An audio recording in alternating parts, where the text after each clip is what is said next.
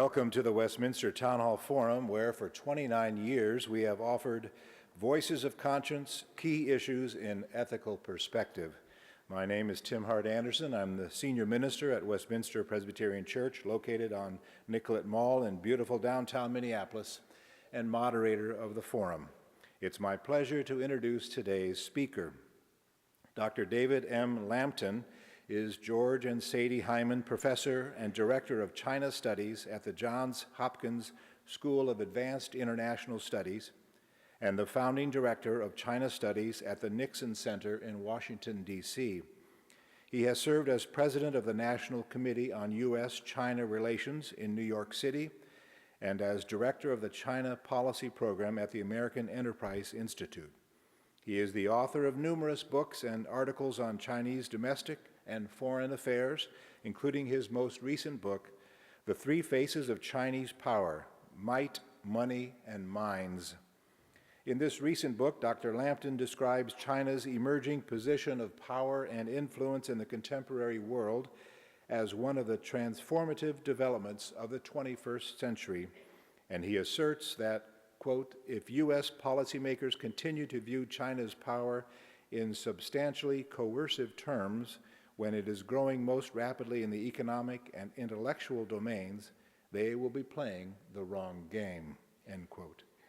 Today, he will offer his perspective on China's multidimensional participation in our 21st century world, a reality he describes as both a staggering opportunity and a challenge. Ladies and gentlemen, please join me in welcoming to the Westminster Town Hall Forum, Dr. David M. Lampton.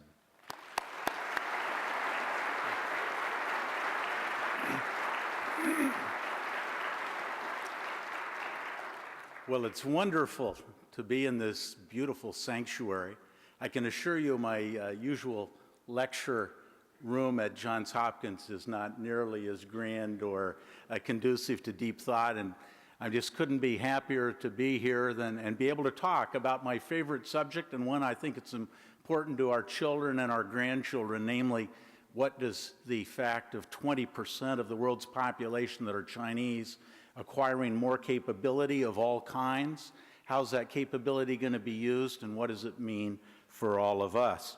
I do want to thank Tim Hart Anderson for that gracious introduction. I want to thank all of you for being here, and I want to thank Susan McKenna for inviting me to this wonderful city and wonderful place. As I was coming from Washington yesterday, Washington, D.C., I was thinking about the institutions as they pertain to China here in not only in Minneapolis, but in Minnesota. I was thinking about Carleton College. I have a great friend there who's a professor. He was also ambassador to Burma and the consul general in Hong Kong. His name's Bert Levin. They have a wonderful program on China there. Also, your wonderful college, Macalester College here. So great educational institutions, not to mention the University of Minnesota. So great tradition of dealing with Asia and China here educationally.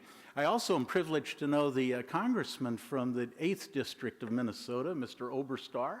Been to China with him. He's very interested, but I think germane to this issue of Chinese power, he's chairman of the Infrastructure and Transportation Committee of the House of Representatives, very involved with building infrastructure, roads, ports, and he gave a very memorable talk to other members of Congress when I was there about the need for American infrastructure to be able to move the goods and agricultural and industrial produce of this part of the world, get it down the Mississippi River, get it out of the middle of this country, get it to China, and so forth. He's a great leader on building the kind of infrastructure that's going to make us competitive in Asia. So I've always thought he was a great public servant.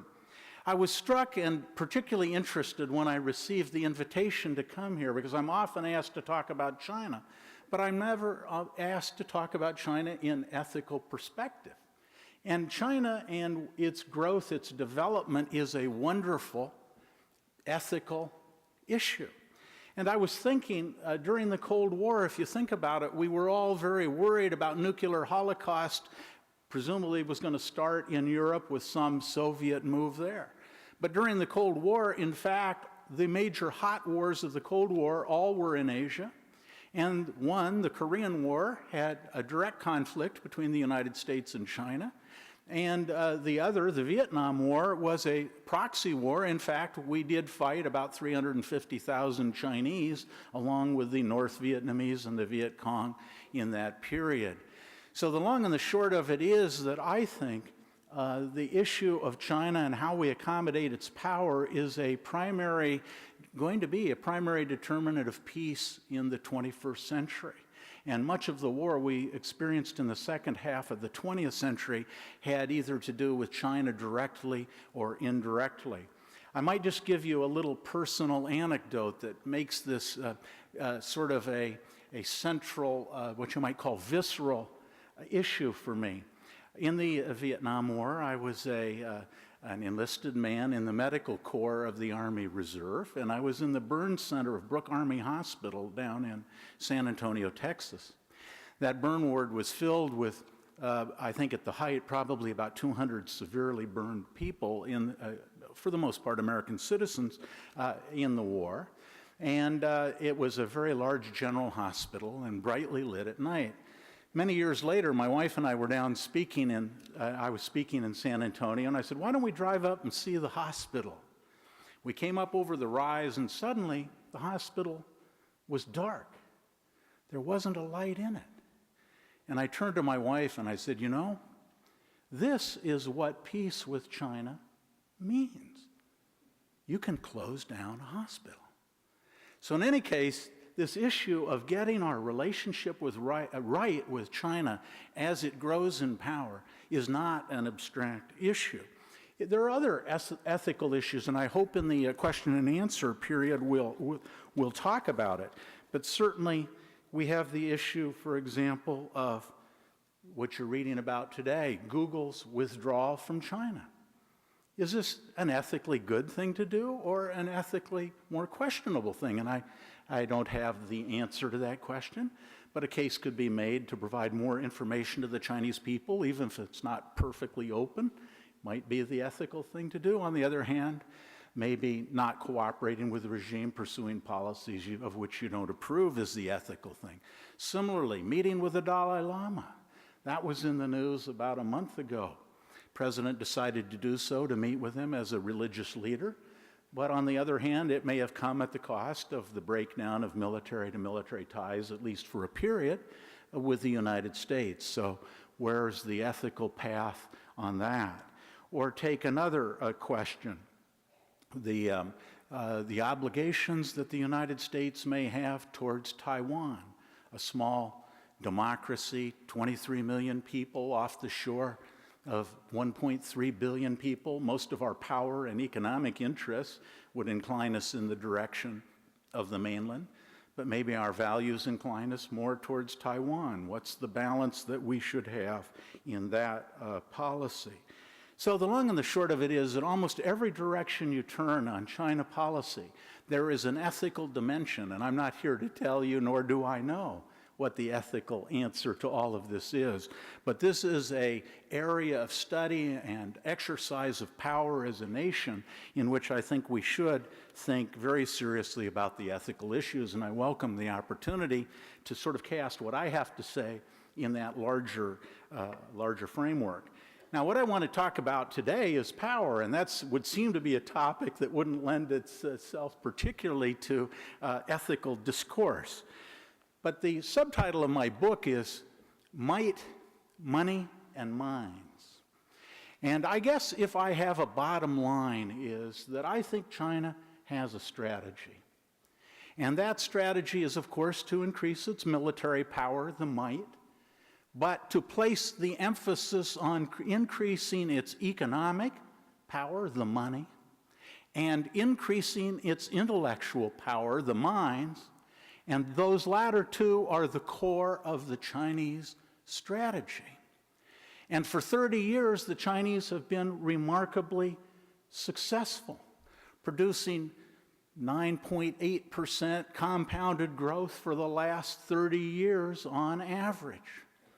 And China has a strategy that's successful, And I think there's every reason to think China, broadly speaking, is going to continue with that strategy. And that leads to my second point, which is that I think reform in China requires reform in the United States. It has implications for us, which means we have to begin to think, how do we begin to increase our capacity as a society to compete? Incidentally, not just with China, but India as well. The 20th century was a period in which 40% of the world's smart, high savings, innovative people, namely the Chinese and the Indians, were out of the world economy. It was like they were in a football stadium watching the game, and it was the capitalists and the big powers of the Cold War era that were down on the field playing the game. But in the 21st century, the people that were in the bleachers in the 20th century, namely the Indians and the Chinese and Brazilians and many others, have now got on the field, they're playing the game, and they are capable. And so how are we going to organize ourselves and make decisions that's going to make us effective in that very new game? And that's ultimately that I think we need to think about what we're doing. Are we making the right decisions? Maybe a little more, and worry a little less about the Chinese.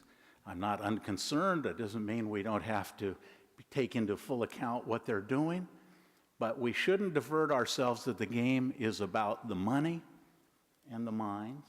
That's where the competition is. And we shouldn't get preoccupied, it seems to me, with the military dimension, although we have to keep our eye on that, and it's not insignificant.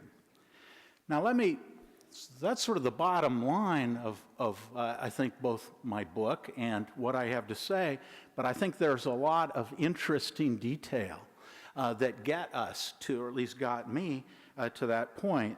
First thing I'd like to just talk briefly to set the stage for our discussion is talk a little about some recent developments and the context in which our discussion is going to go on. You're probably reading and hearing a lot of sound and fury about all the problems in U.S.-China relations. We had, under President Obama in the first year, a relatively smooth year, but at the end of the year, suddenly this cascade of problems came bursting forth, and you've been reading about it, whether it's in USA Today or the Wall Street Journal, the New York Times, the Washington Post, CNN is filled with all of the problems. I've already mentioned Google. I've already mentioned the Dalai Lama and his visit. Taiwan weapons sales, where President Obama announced in January he was going to sell about $6.5 billion in weapons to Taiwan. The PRC not happy about that. Yeah, they terminated, or at least let's say postponed, military-to-military relations with the U.S. You may remember that President Obama and Premier Wen Jiabao were in Copenhagen at the climate change meeting, and that, I guess I would say delicately, didn't go so well, although it wasn't the worst outcome one could have imagined. You also, if you read the business page, will find U.S. business now is expressing in a way it has not before some of its dissatisfactions on the terms of its business dealings with China. And then just on the front page of the Wall Street Journal this morning, where there was a long article about China watering down sanctions along with Russia pertaining to Iran and its nuclear weapons development. So if you pay a lot of attention, as indeed you should, to all of these issues, you would get the impression, I think, that U.S.-China relations is in a basket full of trouble. Well, it could work out that way. I don't have a crystal ball, but basically I think this relationship is much stronger than just the individual issues, that the world has become so interdependent economically, and that if you ask what are the big problems in the world we have to deal with, there is no problem for which we can sacrifice cooperation with 20% of the world's people who happen to be Chinese. So I'm of the mind that despite all of the problems, there's an undergirding stability and necessity for mutual cooperation that is not always apparent when you read the newspaper. So I think that's one important context. This discussion's going on amidst a lot of problems. A second, I think, context to keep in mind, and this is very interesting to me because President Bush on his way out, George W. Bush, and Obama on his way in, agreed about the nature of the evolving power situation in the world. One of the last documents issued by the Bush administration was in November of 2008, and it was called Global Trends 2025, and it was a document, almost a book-length document by the 16 intelligence agencies of the United States talking about the trends of power in the world. And what was interesting to me was on, I believe, Roman numeral page 4 of that report, was the assertion that the United States over time is going to be less and less dominant in the world, and power is shifting towards Asia. That is not necessarily a statement I would have expected to come out of the Bush administration. And I think on that ground, I wouldn't propose to speak, and I don't speak for the Obama administration in any way, but I think on that, they would have, essentially the intelligence community would have a similar assessment. That power in the world is shifting towards, to some extent, a little in Latin America, but certainly towards Asia, China and India most notably, and that the United States is going to have to therefore adjust its ambitions in the world to take account of this shifting power. I think a third context that's very important for us as we think about and have our discussion is that the global financial crisis in which we are still finding ourselves mired, China is coming out of that in a stronger position than it went into it. If we look at the last two global financial crises, the Asian financial crisis of 1997-98, and then the current one, we'll say, began in 2008, China went into those in a weaker position that it's coming out. And why is that? China has driven that 30 years of growth at about 9.8% for 30 years because it's been urbanizing its people. About 300 or 400 million people have been urbanized in China since 1978, a population approximately the size of the United States. But China still has 400 million people to go. And the idea that China is growing just because it exports to the United States is a mistaken idea.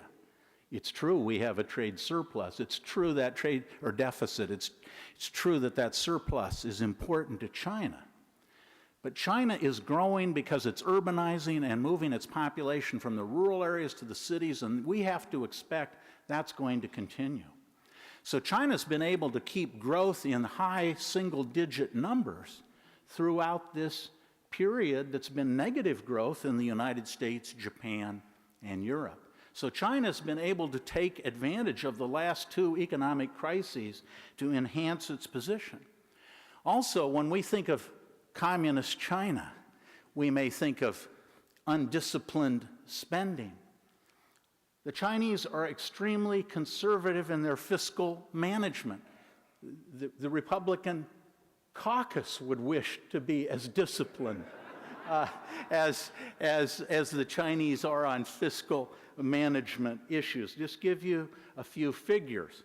Household debt in China at the start of the global financial crisis was 14% of GDP. That means nothing to you until you realize the US was at 100% of GDP in household debt. Government debt in China at the start of the global economic crisis in China was 15% in round numbers of GDP. Japan, government debt 170% of GDP. Foreign debt, China only had 8.5% of its GDP. In foreign debt, the US is at 20% and going higher. So the long and the short of it is, It wasn't by accident that China's been able to keep growth going with a sound monetary and fiscal policy, broadly speaking, and urbanization have been big pluses there. So with that kind of setting, that we've got big problems with China, that we have a less dominant United States perhaps, and certainly we have a stronger China that's making the right decisions. I don't mean morally right and all of the individual decisions in terms of governance of China. I have the qualms that many people here, I'm sure, have. But when I look at the big macro decisions they're making about training their students, making research investments, quadrupling the size of higher education since 1995, they're making the right decisions and they're growing, and there's no reason to think they're going to stop. We could imagine problems. The Chinese have given lots of loans and they're worried about inflation. You can worry all about that. But the long and the short of it is they've made the right decisions, broadly speaking, for the last 30 years, and I see no reason to expect they are going to stop making them in the period ahead. Now, against that background, let me just wind up with a few observations about how I think the Chinese think about themselves. Because I think it's very important, if you're going to try to effectively deal with people, to understand how they look at the world. You don't have to agree with it, but you better understand it, because that's what's going to shape their behavior. I think one of the interesting things about one aspect of the way in which the Chinese look at the world is how they look at their security. What are the Chinese leaders, when they wake up in the morning, most worried about in terms of their security? And I had a fascinating opportunity to talk with Australia's Minister of Defense, a man named Rick Smith at the time, a couple of years ago. And I take careful notes in my meeting, and I wrote down what he said, because he'd also been ambassador to China. And he said, the Chinese are very conservative. They fear China itself. They say that the threat to China is not outside of China. The security map of China is not red arrows pointing into the map. Rather, it is the map that shows the number of incidents and crimes, blokes robbing banks, red dots all over. China's leaders, when they wake up in the morning, are most worried about keeping control in China and keeping this economic juggernaut going. They are not there planning how to make our life difficult. Now, they may, in fact, engage in many activities that have the results of making our life somewhat more difficult. But on the other hand, this is a regime that's very inward-looking in the sense of trying to manage their own situation.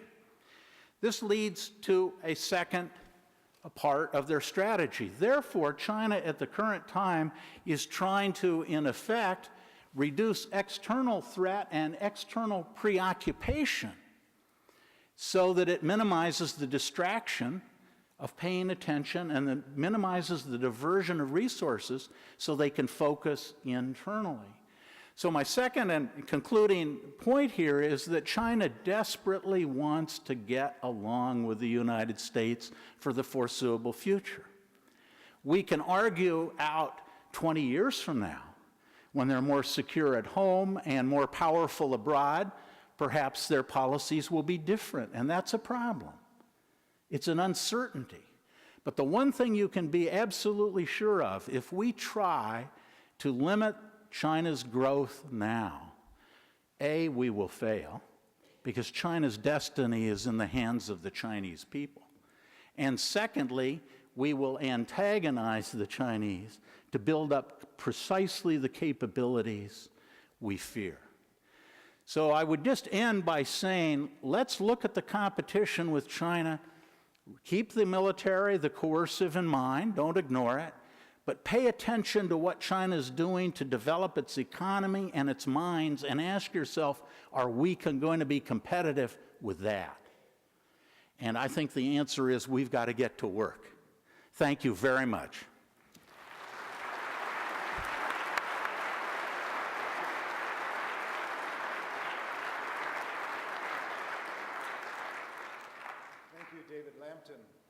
listening to the Westminster Town Hall Forum, broadcast from Westminster Presbyterian Church on Nicollet Mall in downtown Minneapolis. I'm Tim Hart Anderson, Senior Minister at Westminster Presbyterian Church and moderator of the forum. Our speaker today is China scholar Dr. David M. Lampton.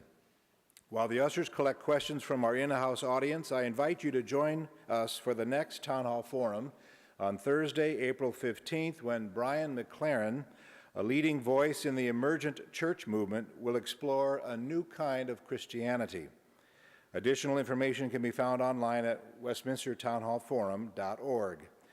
And now, Dr. Lampton, if you would return to the pulpit, I will present the questions from our audience.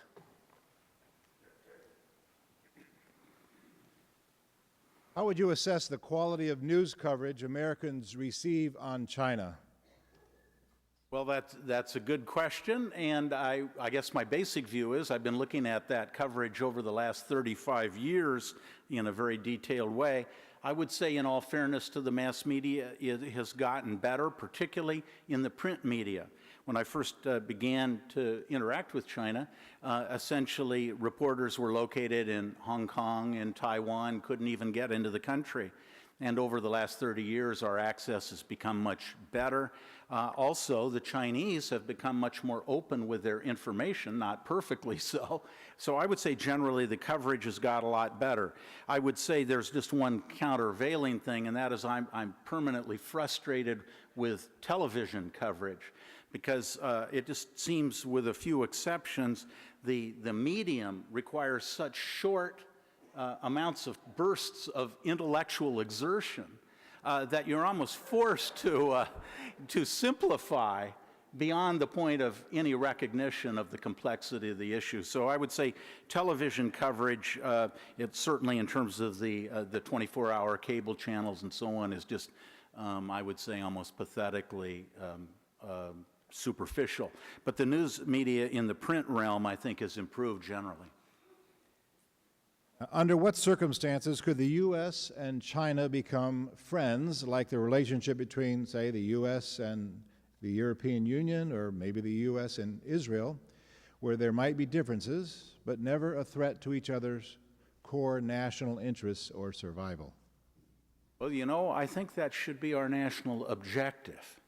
I always have a little bit of problem with countries and the concept of friendship, because I think countries tend to have interests, and they tend to be diversified within themselves, pluralized. And therefore, it's difficult to talk about friendship.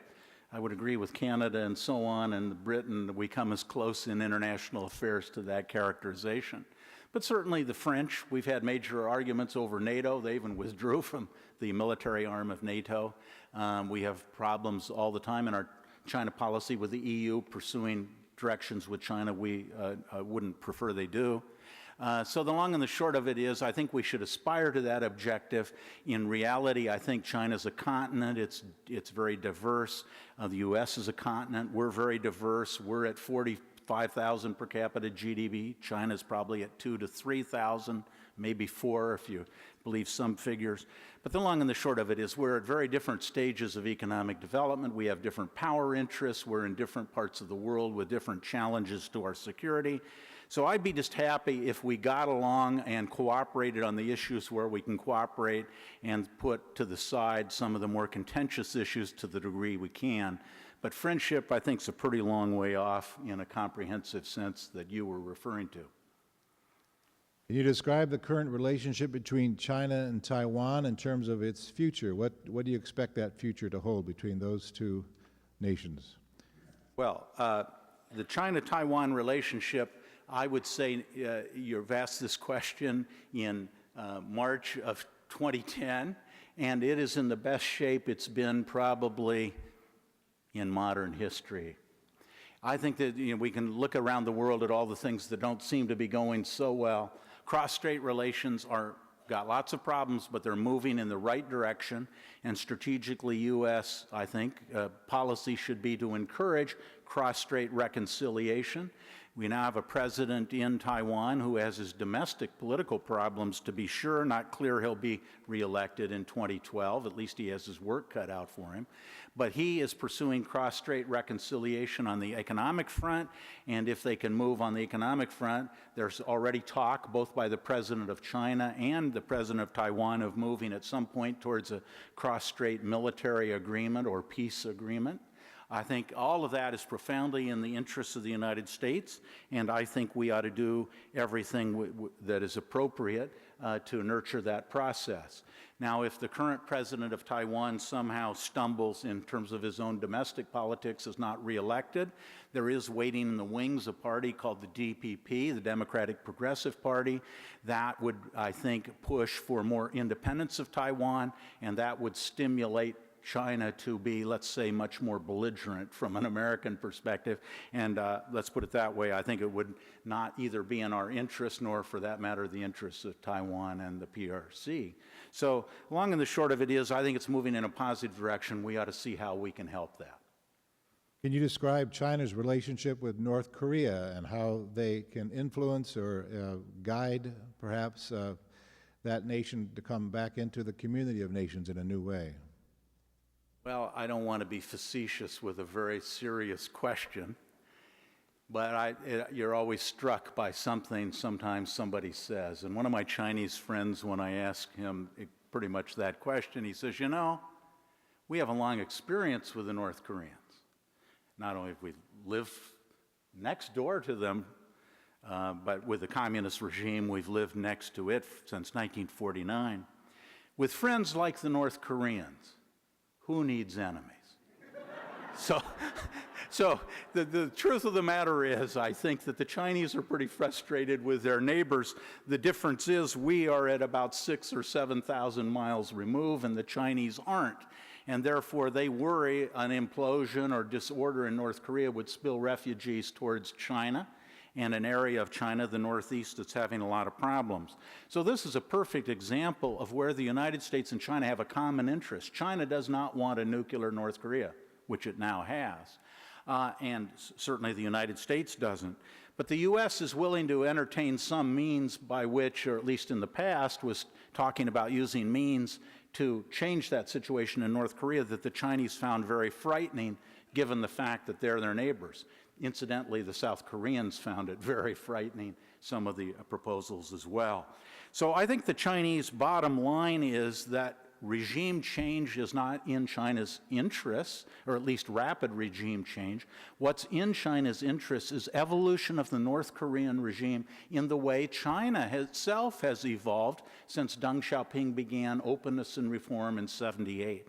And they're willing to take a very long view about how long it's going to take the North Koreans to get into, as you put it, the community of nations. So I think we share the same broad objectives of having a North Korea that's integrated into the world community, that's non-nuclear. But the Chinese are not willing to use some of the, let's say, more stringent methods that at least have been proposed from time to time to get the North Koreans denuclearized. Just one last thought on that. The fact of the matter is, we began this process of talking to the North Koreans in the early 90s. We began the six-party talks in 2003, and we've been talking on and off all that period. The long and the short of it is the North Koreans have continued to build nuclear weapons and have more. Still a question how deliverable and usable they may be, but the long and the short of it is I haven't seen the talks actually change materially the situation about which we're worried. Can you compare China's future as opposed to India's future?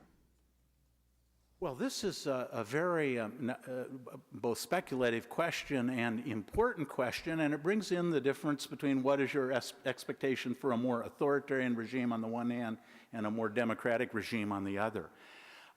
If you just ask me, which country do I expect to have the highest growth rate for the next 30 years? I'll give you the same answer I gave 30 years ago when a corporation asked me exactly the same question and to debate it. Where's the economic future? Is it with India? Is it with China? I think India will move ahead, and in fact, its growth rate is going up, so I'm not taking anything away from what India has achieved. But I expect when we look back 30 years from today, we're going to see China with a higher growth rate and a bigger role in the global system than India. India will be playing a more and more important role as well, but I would be putting my money on China in terms of growth rate and influence in the world system. Number of questions about China's own internal creation of infrastructure, its policies, its economic policies, particularly its corruption. First of all, let me just ask a kind of a basic question. Do you still consider China a communist nation, and if so, in what ways? You had actually two questions there. Is China communist?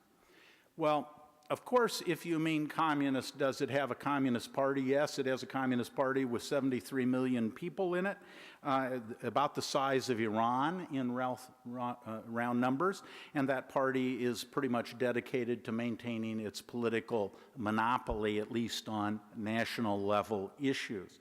So if you mean, does it have an authoritarian one-party system that calls itself a communist party, the answer is yes. I can't tell you how many Chinese have come up to me in one setting or another and said, Professor Lampton, don't you think we'd be better off if we called ourselves something else than the Communist Party, like the Republican Party or any number of things? So the Chinese are beginning to think about whether that label in itself is attractive. I wouldn't want to be misunderstood. But if you mean by communism commitment to struggle between the proletariat, the world's working class, and the ownership of property class, China is not communist, doesn't aspire to be communist, has rejected that, and I have not met a communist in that sense in China in 15 years. Now, there probably are some, and they don't trot those people out to meet me, but the long and the short of it is, I think as an ideological commitment, no. In fact, I think a big problem in China is the absence of what you might call a vision of China's role and a vision of the good society. Now, I never agreed with the communist vision, but it was an ethically grounded, at least in some sense, vision at its start. China now is about economic development and I would say materialism, and that has its own problem. But in any case, the commitment to communism is classically defined, no. Authoritarianism, yes. Do you agree with the assertion that corruption is endemic in China? And even if not endemic, and it does exist, how do we go about doing business ethically in China when we have to deal with government entities which perhaps require a way of interacting that's not ethical? Yeah. Well, certainly corruption is a very widespread phenomenon, and however apparent it may be to foreign business people, it's even more of a part of daily life of the Chinese people. So I think we need to keep these two realms in mind, and however severe it is for foreigners, I think it's a bigger problem in the day-to-day life of many, many Chinese people. So a big problem. I think the way, many reasons you get corruption, but one is when you are moving from one system, as China still is, from a planned economy to a market economy, you tend to move more rapidly towards the market when you have no regulatory or legal apparatus to govern individual behavior. And I just said, I think there's a kind of ethical void in China. So you either count on law or regulation or regulatory institutions or ethical constraints of people to moderate that kind of rapacious behavior. All of those things have not grown nearly as fast as the Chinese stampede towards the market. And therefore, I think you see the kind of rough, primitive capitalism in effect in China that you saw in the early part of the 20th century, and the meat packing industry and Upton Sinclair and the jungle and this kind of behavior. So I think the long-term solution, to the degree there is one, is slow imposition of the rule of law, independent judiciary and judicial, the introduction of some ethically grounded kind of moral framework. But these are all going to take a long time, and that's why when I began by saying we've got to be patient, we've got to push along, we have to engage, You build institutions and ethical values by engagement and cooperation in the world. And so no matter how frustrated we get, which is often, I think we need to kind of persevere in that long-term task. Follow-on question. A centralized guiding hand can often be a benefit early on in a modernizing economy, but can China continue its rapid rate of economic growth without becoming more democratic? I think in the long run, that China has created sort of a situation that's going to make it very difficult to keep tight authoritarianism forever. Although I think China can keep a fairly authoritarian system for a lot longer than Americans might prefer. So I'm not here predicting a rapid political change, but I think over time, and by over time I mean decades, that I think China will become more pluralistic, and I think it will because economic growth is creating a middle class, and it's creating people who want to be innovative, and it's creating people who want to deal with the world and make artistic contributions and all sorts of contributions that human endeavor can bring. And therefore, I think, over time, China's drive to economic growth creates the political pluralization that becomes unmanageable in an authoritarian system. And I still believe that, in the long run, is the trend.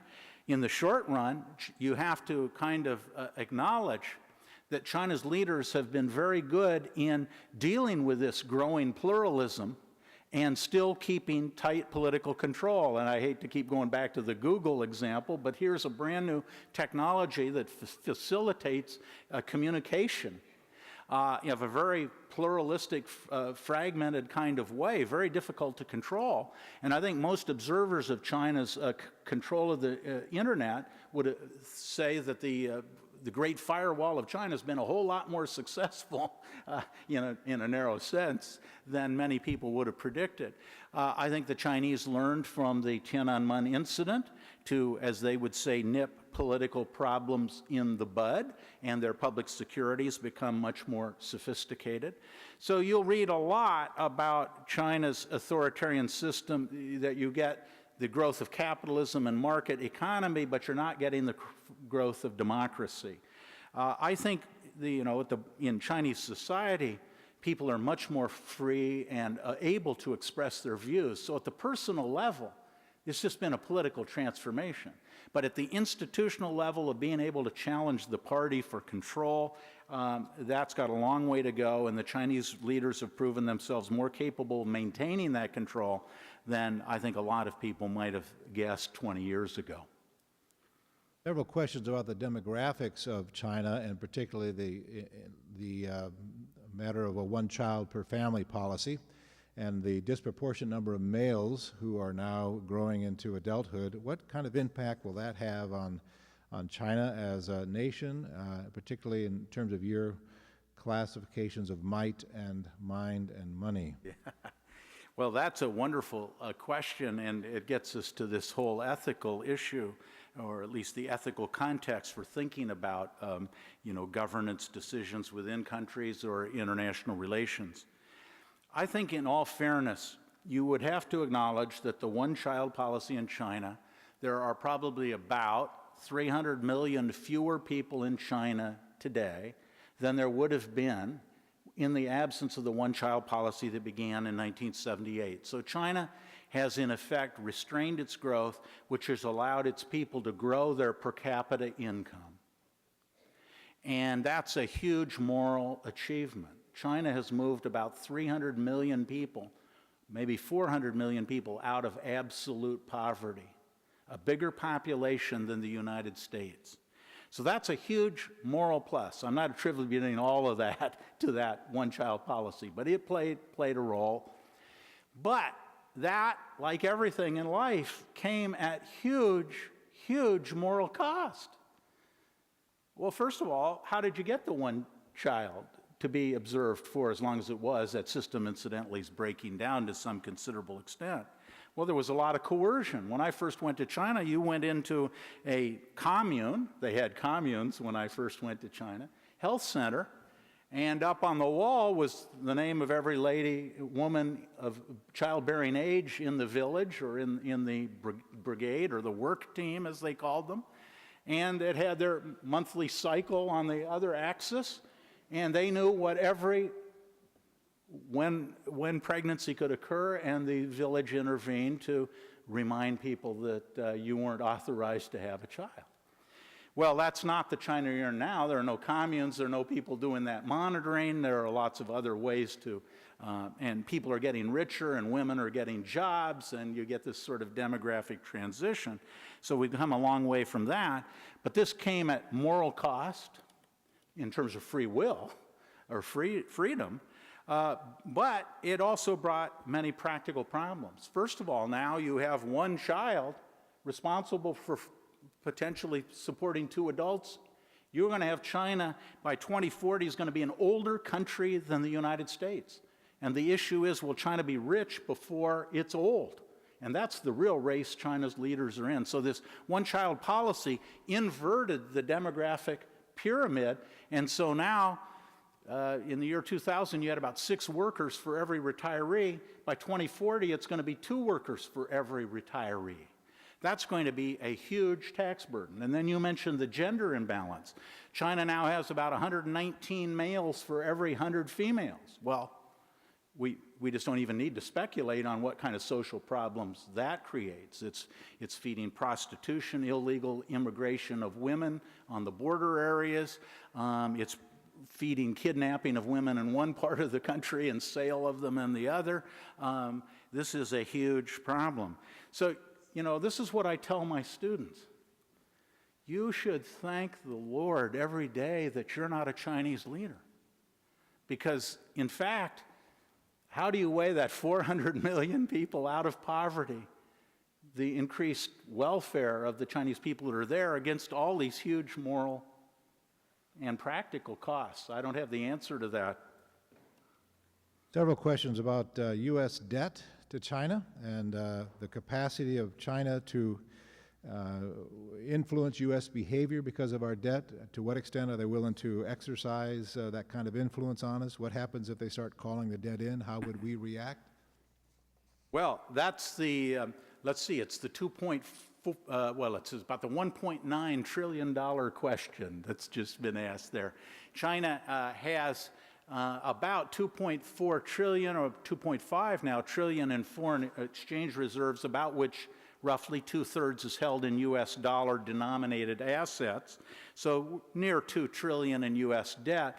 Most of it's in Treasury securities, but they hold state and local bond and debt, corporate paper, and so forth.